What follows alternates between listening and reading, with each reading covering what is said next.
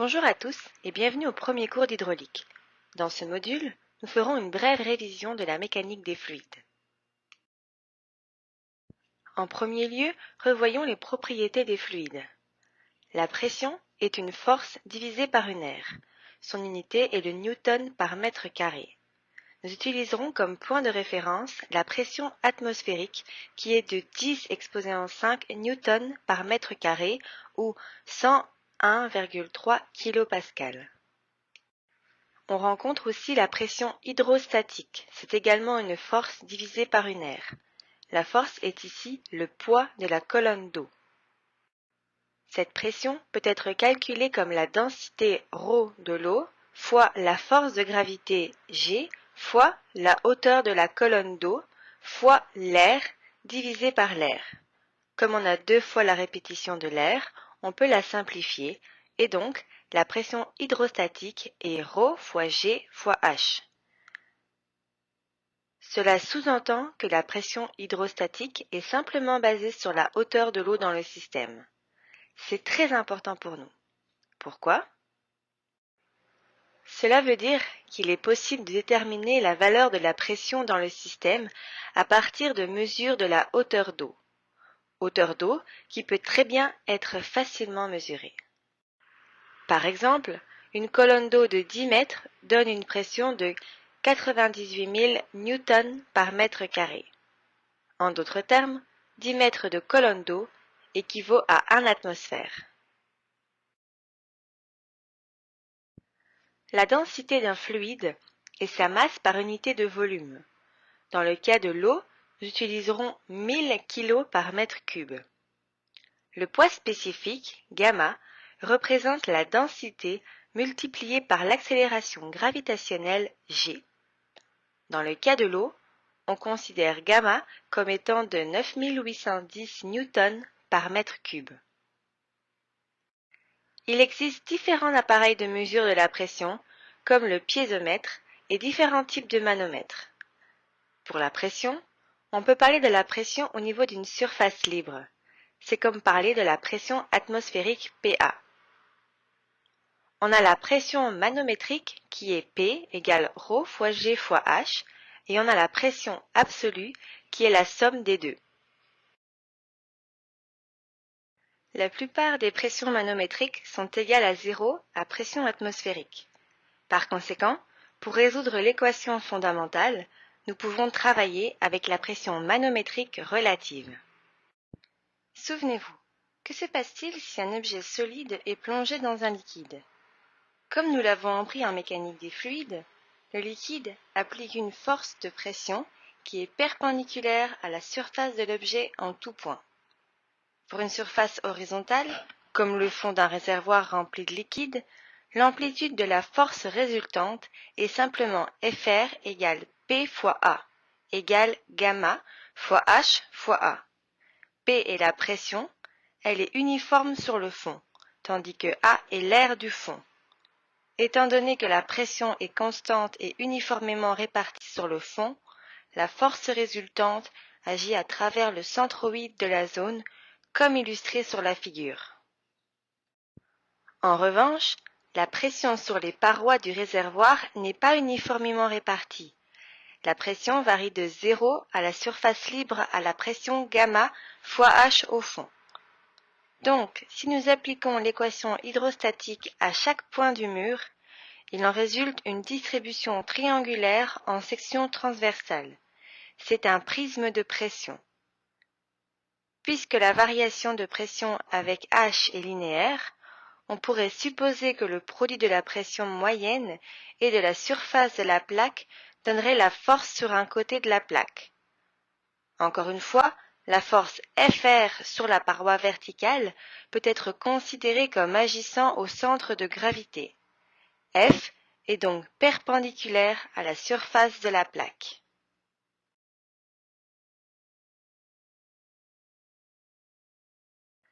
Les flux peuvent être classés de plusieurs façons. En règle générale, on caractérise l'écoulement par deux paramètres, le temps et la distance.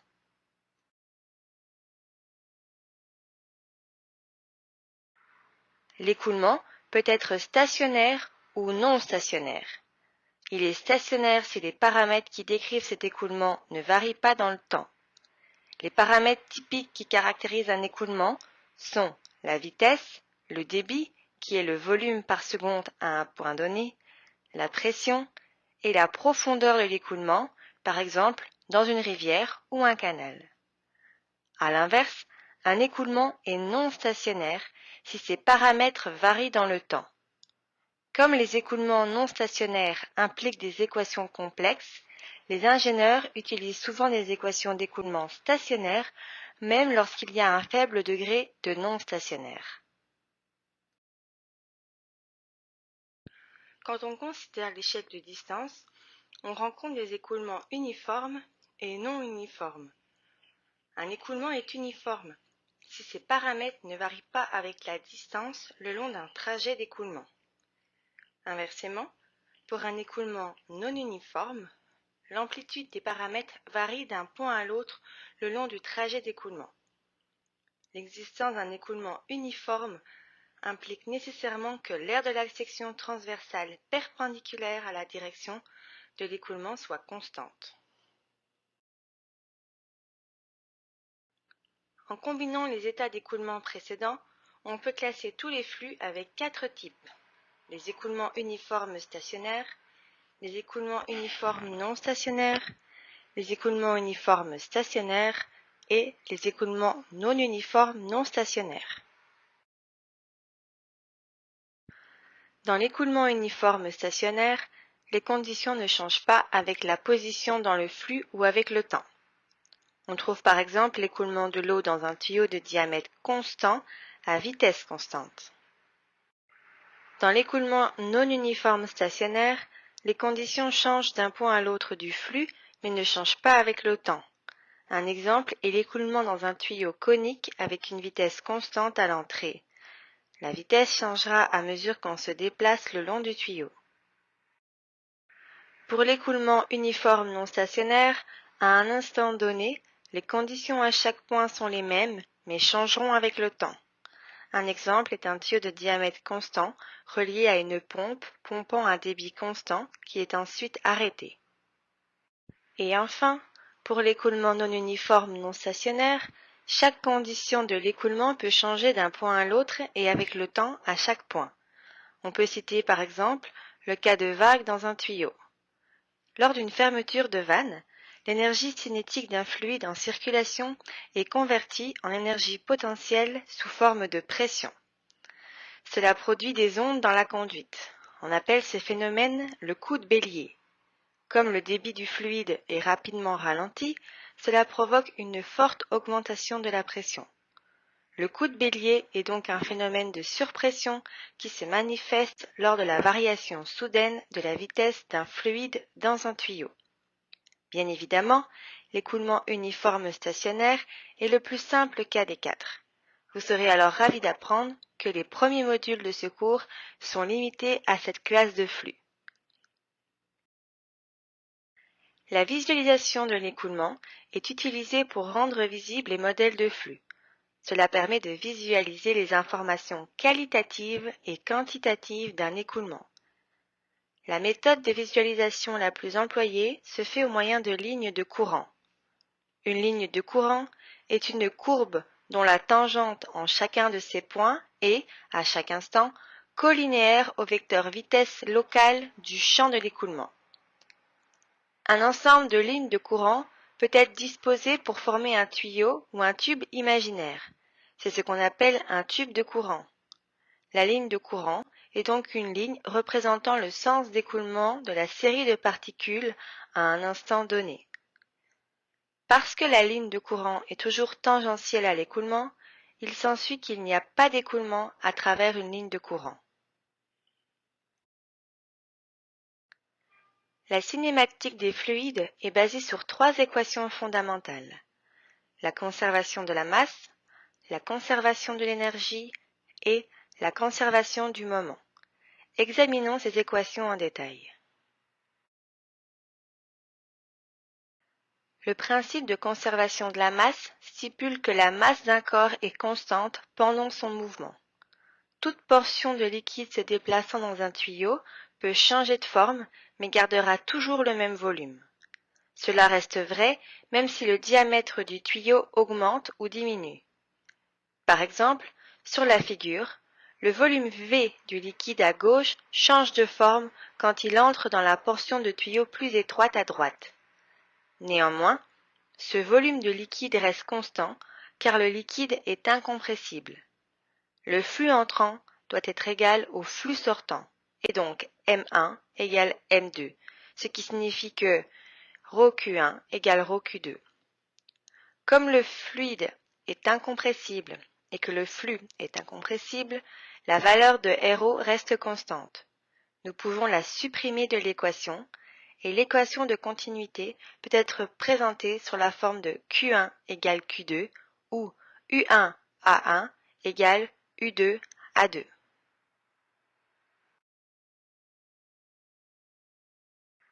Le travail est le produit de la force en newtons par la distance en mètres. Si le fluide s'écoule et parcourt une longueur L, le travail effectué est égal au produit de la force et de la distance.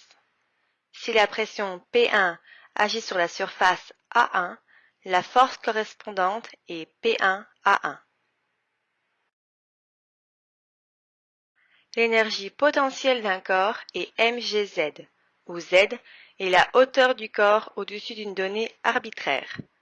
L'énergie potentielle de la masse ρ1A1L entrant pendant ΔT est ρ1A1LGZ. La masse m entrant dans le système est ρ1A1L pendant ΔT. Par conséquent, l'énergie cinétique Ke entrant dans le système est 1/2 m multiplié par U1, la vitesse au carré.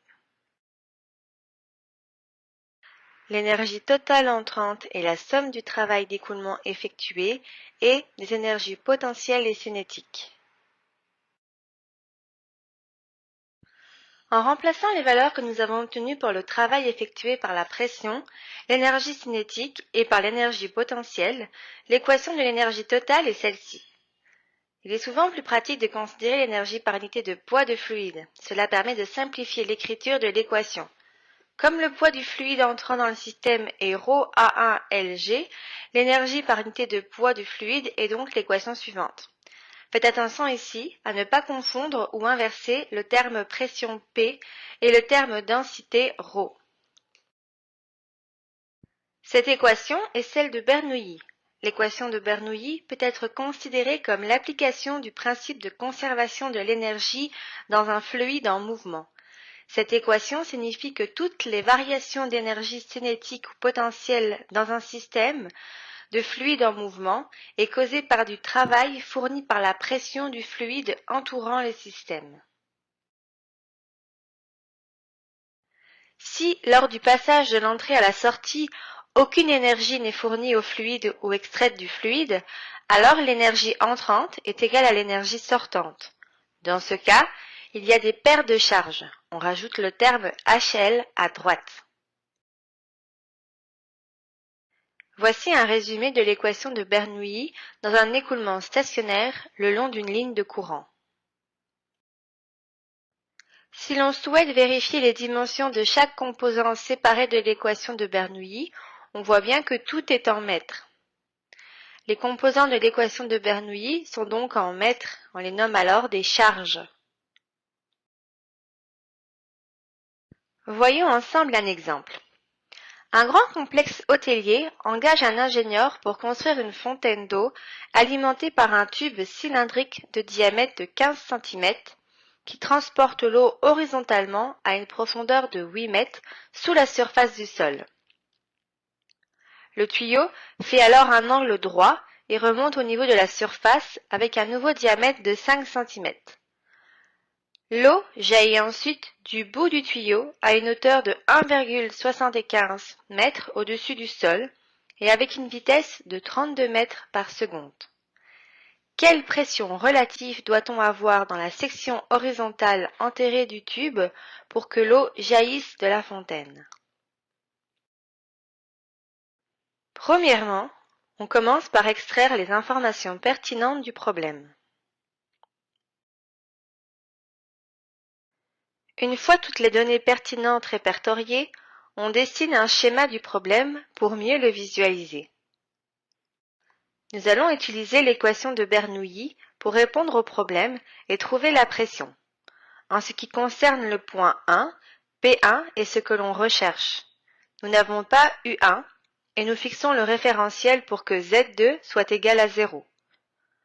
Au point de sortie 2, P2 est à la pression atmosphérique que l'on peut considérer comme 0. U2 est donné et vaut 32 mètres par seconde, tandis que Z2 vaut 9,75 mètres. La valeur de U2 peut être trouvée en utilisant l'équation de continuité qui dit que Q1 égale Q2, c'est-à-dire U1 à 1 égale U2 à 2. On trouve donc un U1 de 3,56 mètres par seconde. Maintenant qu'on a la valeur de U1, on est capable de calculer le P1. P1 est donc égal à 6,01 fois 10 exposé à 5 pascal. Voyons un deuxième exemple. Pour le siphon sans friction illustré à la figure suivante, déterminez le débit dans la conduite et la charge de pression aux points A et B, sachant que le diamètre de la conduite est de 200 mm et le diamètre à la sortie est de 150 mm. On sait que dA égale dB égale 200 mm et d2 égale 150 mm. On cherche la valeur de débit dans la conduite Q et la charge de pression aux points A et B. Premièrement, dans tous les emplacements à surface libre, on sait que la pression atmosphérique peut être considérée comme étant nulle. Cela signifie que la pression à la surface du réservoir P1 et à la sortie de la buse P2 sont de 0. De plus, comme nous supposons que le réservoir a une grande surface, la vitesse au point A dans le réservoir peut être considérée comme nulle. Le débit peut être calculé à partir de l'équation de continuité. On connaît les diamètres en ces trois points, mais nous n'avons pas leur vitesse. On va utiliser l'équation de l'énergie entre le point 1 et 2 pour trouver la vitesse au point 2. Ici, plusieurs termes sont nuls. On considère le point 2 comme notre hauteur de référence. Donc, Z1 est égal à 1,37. U2 vaut donc 5,18 mètres par seconde et le débit vaut 0,092 mètres cubes par seconde. Pour la charge de pression aux points A et B, il faut utiliser l'équation de l'énergie entre 1 et A et entre 1 et B, ou on peut également faire entre 2 et A et entre 2 et B. Pour calculer la charge de pression au point A, on a besoin de la vitesse au point A. Pour cela, on va utiliser l'équation de continuité entre les points A et 2. On peut aussi utiliser l'équation de débit qui dit que Q égale UA fois AA. Si on utilise l'équation de l'énergie entre les points A et B, ou A et le point B, on peut trouver la charge de pression au point B. Comme le diamètre A est égal au diamètre B, on peut dire que les vitesses sont les mêmes et qu'elles valent 2,93 mètres par seconde. Ensuite, en remplaçant les valeurs de Z1, ZB et UB, on trouve la charge de pression au point B qui est de 0,78 mètres. L'équation de Bernoulli peut être modifiée pour tenir compte des gains et des pertes de charge. L'équation résultante, appelée équation de Bernoulli étendue, est très utile pour résoudre la plupart des problèmes d'écoulement de fluide. Dans cette équation, on connaît déjà tous les termes, sauf le HP, qui est la charge induite par la pompe. Nous reviendrons sur cette charge induite plus tard dans le cours. Voyons un troisième exemple. Un toboggan de parc d'attractions se compose d'un canal incurvé dans lequel les gens glissent sur des tapis en caoutchouc. L'eau est pompée vers le haut du toboggan, qui mesure 60 pieds de haut. Le tuyau d'admission, ou tuyau d'entrée, à la pompe mesure 6 pouces de diamètre. Le tuyau de sortie vers la glissoire a un diamètre de 4 pouces. Déterminez la charge requise par la pompe si le débit est de 1,5 pieds cubes par seconde, tout en négligeant les frottements. Première étape, comme toujours, on extrait les informations importantes. Nous allons considérer le niveau d'eau dans le réservoir comme ligne de référence. La section 1 est à la surface libre dans le réservoir et la section 2 est à la décharge du tuyau de 4 pouces de haut en haut du toboggan. À ces endroits, nous sommes à la pression atmosphérique. La vitesse de la surface libre dans le réservoir est considérée comme nulle. Ici, l'unité est le pied. Rien ne vous empêche de la garder telle quelle ou de la convertir en mètres. Pour rappel, un pied vaut 0,3038 mètres. Pour trouver la charge induite par la pompe, nous allons appliquer l'équation de l'énergie à ces deux sections. La vitesse de l'eau qui quitte le tuyau de sortie à la section 2 peut être calculée par l'équation de continuité. De cette manière, on trouve une perte de charge induite de 63,04 pieds ou 19,22 mètres. Comme nous l'avons dit, l'équation de Bernoulli est en fait une équation d'énergie représentant la répartition de l'énergie pour un écoulement constant, non visqueux et incompressible. Cela signifie que la somme des différences d'énergie du fluide reste constante lorsque le fluide s'écoule d'une section à l'autre. On peut utiliser le concept de ligne de charge hydraulique, HGL, et de ligne de charge énergétique, EGL, avec l'équation de Bernoulli, pour mieux visualiser les flux et comprendre les processus en jeu. L'équation de Bernoulli nous indique que la somme de la charge de pression, de la charge de vitesse et de la charge d'élévation est constante le long d'une ligne de courant. Cette constante est appelée la charge totale H. La ligne d'énergie est une ligne qui représente la charge totale disponible pour le fluide. Par exemple, l'écoulement provenant d'un réservoir sans perte de charge linéaire possède une charge totale constante le long de la ligne de courant. La perte de charge correspond à la dissipation de l'énergie mécanique par frottement d'un fluide en mouvement. Lorsque l'on est en présence de frottement, des pertes de charge existent. Dans ce cas, la EGL ne sera plus constante et diminuera à mesure qu'on s'éloigne du réservoir.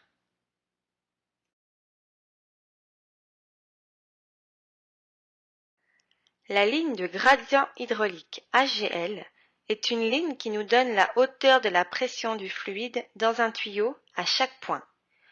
On l'appelle aussi la charge piézométrique et elle est égale à la charge potentielle plus la charge de pression.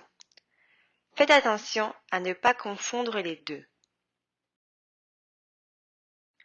Donc, en utilisant l'équation de Bernoulli, la ligne d'énergie est horizontale. Rappelez-vous, celle-ci regroupe les trois charges. Si la vitesse du fluide change le long de la ligne de courant, la ligne de gradient hydraulique, elle, ne sera pas horizontale. En effet, la ligne de gradient hydraulique représente deux charges, celle de pression et potentielle. La distance au-dessus de la ligne représente donc l'énergie cinétique. Ainsi, une modification de la vitesse du fluide due à une modification du diamètre du tuyau entraîne une modification de l'élévation de la ligne de gradient hydraulique.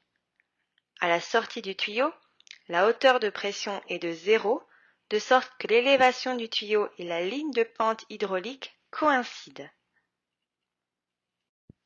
Pour mieux comprendre ces concepts, comparons la EGL et le AGL dans une conduite avec un écoulement à canal ouvert et à surface libre. Pour un écoulement à surface libre, la valeur du P peut être calculée par P1 égale gamma fois D1. Si on simplifie, le terme de charge de pression pour un écoulement à surface libre sera donc la profondeur de l'écoulement. La charge cinétique, elle, ne change pas. La ligne de gradient hydraulique dans l'écoulement du canal ouvert à surface libre est à la surface de l'eau. Pour l'écoulement dans la conduite, c'est l'élévation à laquelle l'eau monterait dans un tube piézométrique le long de la conduite. La ligne de niveau d'énergie est au-dessus de la ligne de niveau hydraulique, à une distance égale à la charge de la vitesse. Dans les écoulements en canal ouvert et en conduite, la pente ou la chute de la ligne de gradient d'énergie pour une longueur de canal ou de tuyau représente la perte d'énergie due au frottement. Ensemble, les lignes hydrauliques et énergétiques reflètent la perte d'énergie par frottement et la conversion entre les trois formes d'énergie. Enfin, la dernière équation fondamentale est la conservation du moment. En général, l'équation de quantité de mouvement est utilisée dans les écoulements en canal ouvert et dans les problèmes de mécanique des fluides pour déterminer les forces inconnues, F, qui agissent sur les parois ou dans un volume de contrôle. Pour cette équation, on se base sur la deuxième loi de Newton. Celle-ci nous dit que le taux de changement du moment est égal à la force agissant sur l'objet. Les forces externes, incluant les forces de pression Fp et les forces de réaction Fr, peuvent être calculées à partir de cette équation. Ces forces sont produites par le changement de quantité de mouvement. Tout changement de vitesse, que ce soit de grandeur ou de direction, fait varier la quantité de mouvement du fluide. L'équation de quantité de mouvement est aussi utilisée pour résoudre des problèmes dans lesquels se produisent des pertes d'énergie qui ne peuvent pas être évaluées directement ou lorsque l'écoulement est non stationnaire.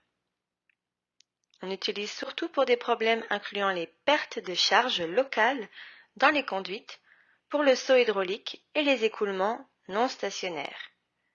Nous analyserons ces cas plus tard. Voyons un exemple ensemble. Calculez la force nécessaire pour maintenir une lance à incendie pour un débit de 5 litres par seconde si la buse a un diamètre d'entrée de 75 mm et un diamètre de sortie de 25 mm. On extrait les informations et on cherche Fr, la force de réaction. Comme nous avons le débit et les diamètres, V1 et V2 peuvent être trouvés à partir de l'équation de continuité. Premièrement, on convertit 5 litres par seconde en 0,005 m3 par seconde. Nous avons tous les paramètres du côté droit de l'équation de quantité de mouvement.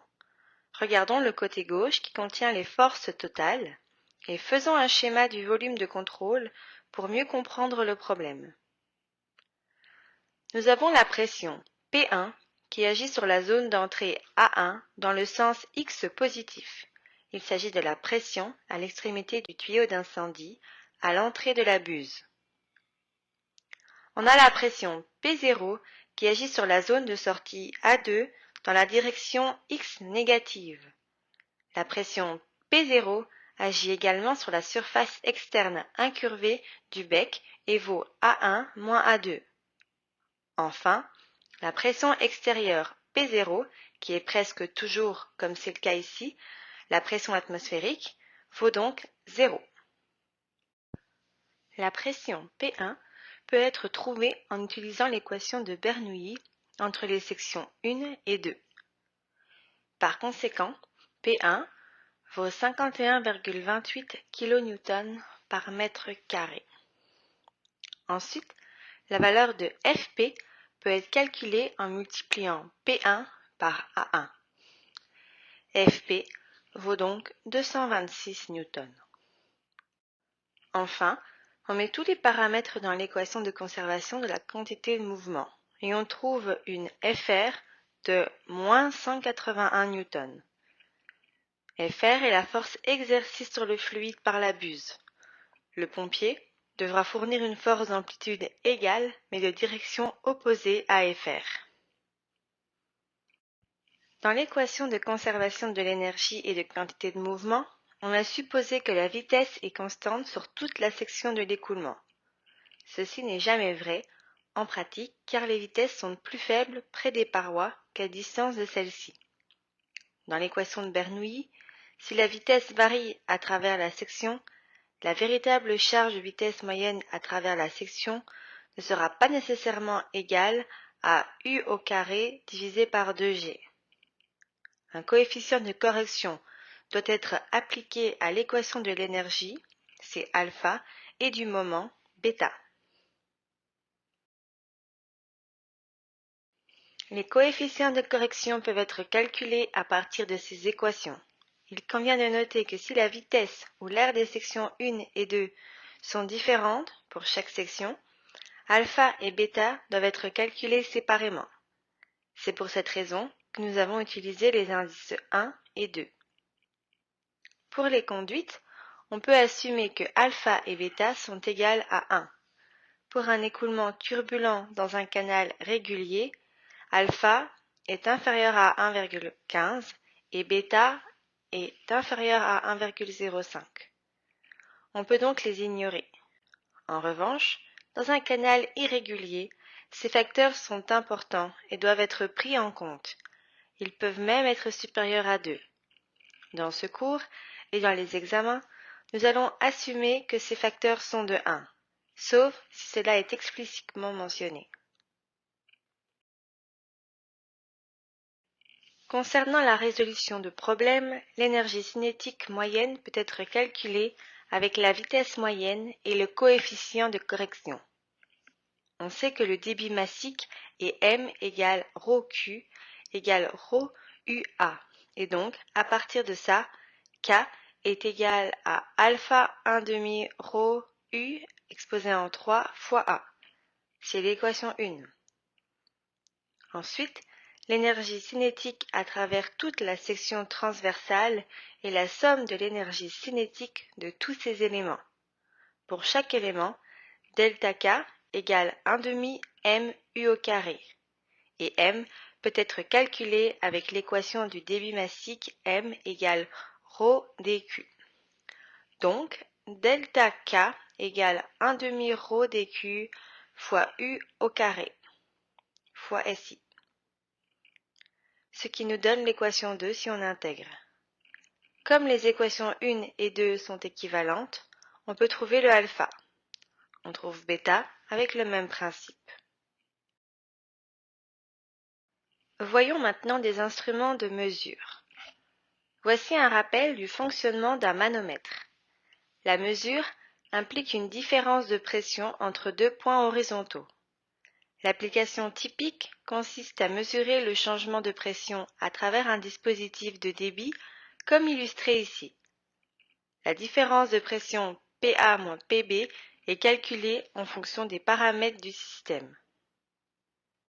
Nous avons vu que les trois équations fondamentales sont liées aux valeurs de débit et de vitesse. Passons maintenant à la mesure de ces valeurs. Le tube de pitot sert à mesurer la vitesse. Le dispositif mesure la hauteur dans le manomètre. Au début du tube de pitot, le fluide est au repos et la hauteur du fluide dans le tube de pitot correspond donc à l'équation ici. Dans la section 2, P2 sur gamma et U2 au carré sur 2G est nul et donc ZZ équivaut à P sur gamma plus H. La vitesse dans la conduite peut donc être calculée avec U égale la racine carrée de 2 fois G fois H. Cela veut dire qu'en mesurant la hauteur de H, on peut calculer la vitesse dans la conduite. On peut aussi utiliser un tube statique de pitot. Avant de détailler ce système, regardez cette vidéo. Voici un schéma du tube de pitot statique. Normalement, les hauteurs de pression sont mesurées à la hauteur du fluide dans le manomètre. Prenons les points 1 et 2 à l'entrée et à la sortie de la buse. On peut constater que U1 est approximativement égal à 0 et que Z1 vaut Z2. L'application de l'équation de Bernoulli entre les points 1 et 2 donne donc l'équation A. Nous avons vu que la différence entre la pression en deux points peut être calculée à partir de P moins P2, qui est égal à ρg moins ρ fois G fois RP. C'est l'équation B. Nous sommes donc capables de calculer la vitesse en mesurant le RP. Nous avons donc deux types de tubes de Pitot qui peuvent être utilisés pour mesurer la vitesse dans une conduite, et cela grâce à la mesure de la hauteur du fluide dans le tube du manomètre. Un tube de Venturi est une conduite avec une section rétrécie. Dans cette section, la vitesse est plus grande et par conséquent, la pression est moindre. En mesurant la différence de pression, une estimation du débit peut être faite.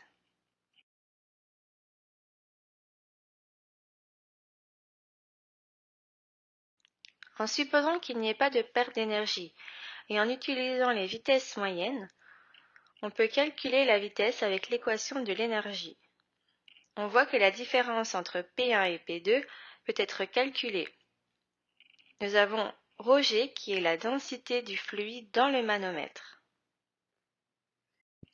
L'équation précédente peut être simplifiée avec l'équation de continuité. Comme le montre l'équation finale, la vitesse peut être calculée à partir d'une mesure de la hauteur du fluide dans le manomètre si A1 et A2 sont connus. Le débit peut être calculé avec cette équation, tout en prenant que M vaut D1 sur D2.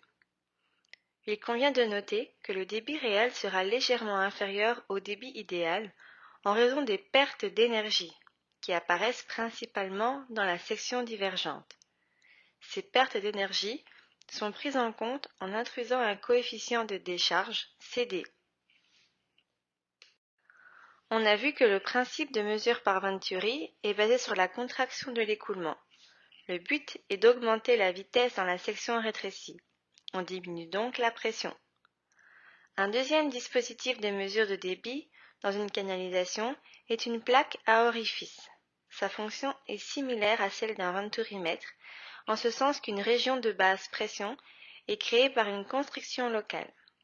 La même équation de décharge s'applique donc. Cependant, la différence majeure entre ces dispositifs est qu'une zone de turbulence sera créée en aval du diaphragme, appelée zone de séparation. Cela va produire de fortes pertes d'énergie. Par conséquent, le coefficient de décharge sera considérablement plus petit que celui du venturimètre, typiquement environ 0,65. Les avantages de la plaque à orifice est son coût faible et sa compacité. Tant que les pertes d'énergie accrues sont acceptables, elle peut être utilisée à la place d'un venturimètre. Voyons un exemple d'exercice avec un venturimètre. Un tube de Venturi de 6 cm est installé dans une conduite d'eau de 12 cm de diamètre. Un manomètre différentiel, au mercure, est installé comme démontré sur la figure. La différence d'élévation entre les colonnes de mercure est de 15,2 cm. Déterminez le débit dans la conduite.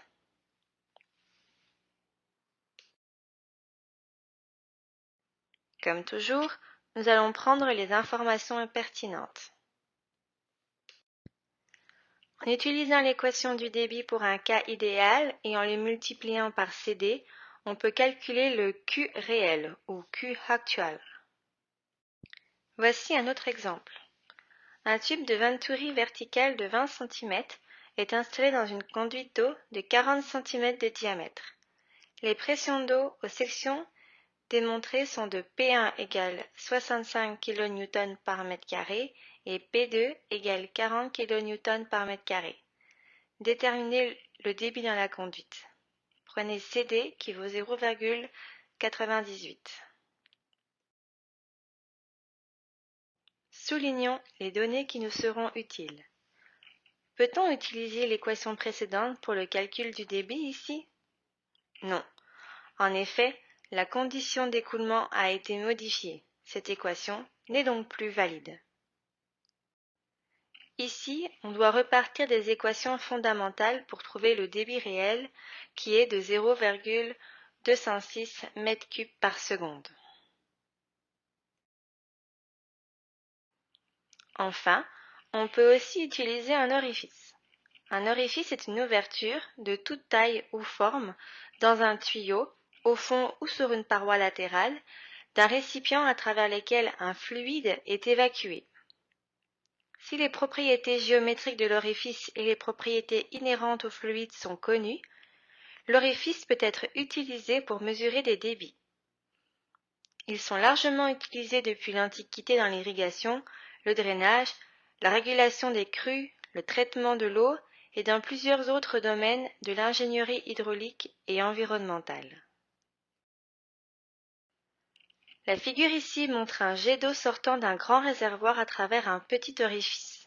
À faible distance du réservoir, les lignes de courant sont droites et parallèles, et la pression P0 est atmosphérique.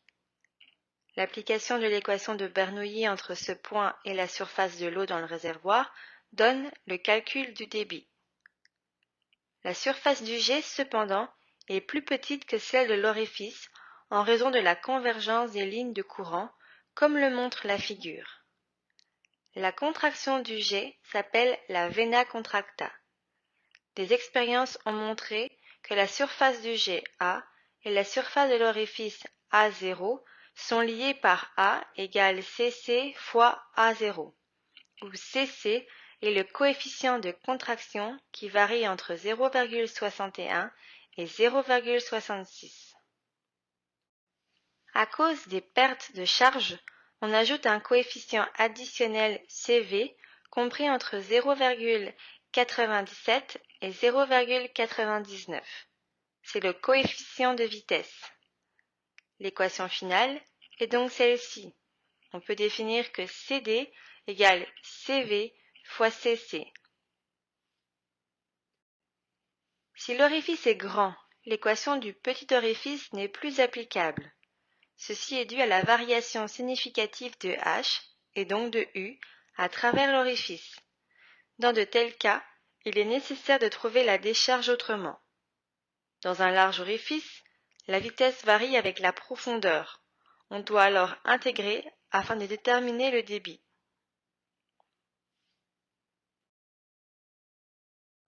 Passons maintenant à la partie qui correspond au chapitre 3 du manuel.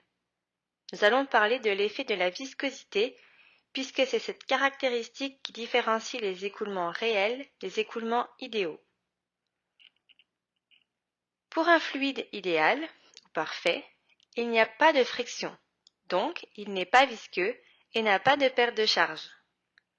Pour un fluide réel, les molécules glissent les unes sur les autres, et on a donc un frottement. Le fluide a une viscosité et il se produit des pertes de charge.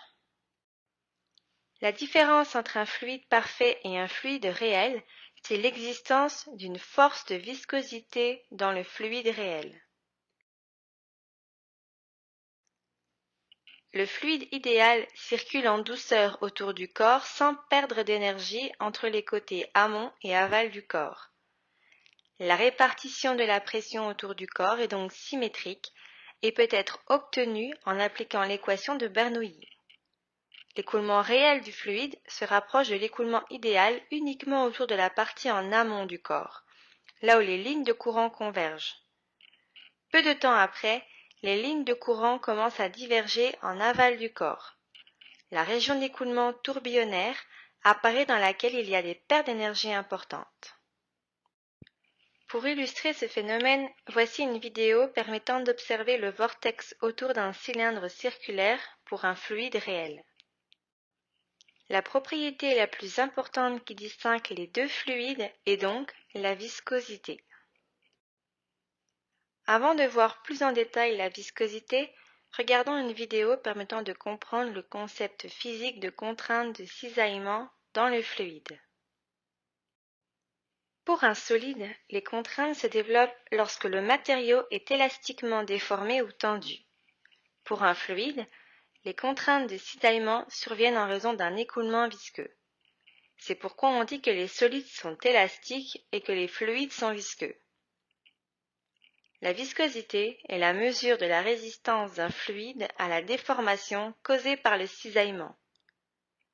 Considérons un élément fluide cisaillé dans un plan par une seule contrainte de cisaillement, τ, comme sur la figure. L'angle de déformation de cisaillement augmentera continuellement avec le temps, tant que la contrainte τ est maintenue, la surface supérieure se déplaçant à une vitesse ΔU plus grande que la partie inférieure. Comme vous l'avez vu dans le cours de mécanique des fluides, la contrainte de cisaillement peut être calculée par τ égale mu sur ΔU fois divisé par ΔY. Les expériences ont montré que mu n'est pas une constante. L'équation du taux de cisaillement vaut donc τ égale mu fois ΔU sur ΔY. Lorsque la distribution de vitesse est linéaire, τ égale mu fois U sur B. Pour les fluides newtoniens, la viscosité ne dépend pas du ΔU sur ΔY et reste constante à température constante. Les fluides pour lesquels la contrainte de cisaillement n'est pas linéairement liée au taux de déformation de cisaillement sont dits des fluides non newtoniens. La viscosité cinématique de l'eau à 20 degrés, nu, est de 1,007 fois 10 exposé en moins 6 mètres carrés par seconde. Voyons un exemple ensemble. Soulignons les données pertinentes. Si on utilise ce que l'on a vu précédemment, on trouve une épaisseur d'eau de 11,7 fois 10 exposé en moins 4 pieds ou 0,00036 mètres, soit 0,36 mm. Voici quelques nombres adimensionnels qui n'ont pas d'unité que nous allons utiliser. Ils sont définis comme un rapport entre les différentes forces qui agissent sur un fluide. Ils sont très utiles afin de caractériser les différents régimes d'écoulement. Il en existe plusieurs en mécanique des fluides et en hydraulique, mais en voici deux importants. On trouve le nombre de Reynolds, qui est le rapport des forces d'inertie aux forces visqueuses, et le nombre de Froude, qui est un rapport des forces d'inertie et de gravitation. Voici une vidéo pour mieux comprendre l'expérience de Reynolds. Pour un écoulement laminaire, la vitesse est faible. Les particules du fluide se déplacent selon des trajectoires lisses. Alors que pour un écoulement turbulent, la vitesse est élevée. Les particules de fluide se déplacent aléatoirement. Cela crée des tourbillons de petite et de grande échelle. Le nombre de Reynolds est défini comme le rapport des forces d'inertie sur les forces visqueuses. Si ce nombre est inférieur à 2000, on dit que c'est un écoulement laminaire. Si il est compris entre 2000 et 4000, on est dans un écoulement transitoire. Et au-delà de 4000, on dit qu'on est dans un écoulement turbulent. La majorité des écoulements en hydraulique sont turbulents. Un autre nombre adimensionnel important est le nombre de Froude. Il est utilisé pour caractériser un écoulement à surface libre. Pour une petite inertie, l'écoulement est lent et profond. Pour une inertie élevée, l'écoulement est rapide et peu profond. Nous discuterons de l'écoulement à surface libre plus en détail plus tard. Voyons maintenant la couche limite. Considérons un écoulement rectiligne passant sur une plaque plane parallèle à l'écoulement. Le flux incident, c'est-à-dire le flux jusqu'en amont de la plaque, a une vitesse uniforme de U à l'infini. Lorsque l'écoulement entre en contact avec la plaque, la couche de fluide immédiatement adjacente à la plaque décélère en raison du frottement visqueux et s'immobilise. La deuxième couche est donc forcée de décélérer, bien qu'elle ne soit pas tout à fait arrêtée, créant une action de cisaillement avec la troisième couche de fluide, et ainsi de suite. Au fur et à mesure que le fluide avance le long de la plaque, la zone dans laquelle se produit l'action de cisaillement tend à s'étendre davantage vers l'extérieur. Lorsqu'un écoulement rejoint une surface solide, une couche limite CL se développe. Ceci est causé par le fait que la vitesse du fluide est de 0 à la surface et qu'un profil de vitesse transitionnel se forme entre la surface et l'écoulement libre. Regardons cette vidéo qui décrit la condition de non-glissement, de profil de vitesse et de couche limite. Au fur et à mesure que la couche limite augmente, l'écoulement devient turbulent, après avoir passé par une zone de transition. Même lorsque l'écoulement est turbulent, on retrouve tout de même une zone d'écoulement laminaire près de la surface où le gradient de vitesse Y est très élevé. La couche limite est complètement développée à une distance d'environ 40 fois la profondeur de cette couche limite. La distribution de la vitesse dans la région turbulente est plus uniforme que dans la zone laminaire. Ceci s'explique par le fait que dans la zone turbulente, les particules se déplacent de manière chaotique et se déplacent d'une région de faible vitesse à une région où la vitesse est élevée. Les propriétés de l'écoulement sont alors bien mélangées, incluant la distribution de la vitesse. En d'autres termes, le transfert de moment s'effectue plus facilement dans la zone turbulente. Dans la zone laminaire, le moment est transféré seulement par cisaillement. L'épaisseur de la couche limite augmente rapidement dans la zone laminaire et plus lentement dans la zone turbulente. Plus vite la couche limite devient turbulente, plus mince elle sera. Si on augmente la rugosité de la surface, elle devient rapidement turbulente. L'épaisseur de la couche limite diminue si l'on augmente la rugosité. La couche limite au-dessus de surface lisse reste laminaire plus longtemps et donc la couche limite devient plus profonde. Considérons un écoulement autour d'un cylindre. L'écoulement accélère avant l'axe YY et ralentit après. Il y a un point où la vitesse dans la couche limite devient négative. À ce point, la séparation se produit. Cette région, à vitesse négative, est souvent appelée écoulement séparé.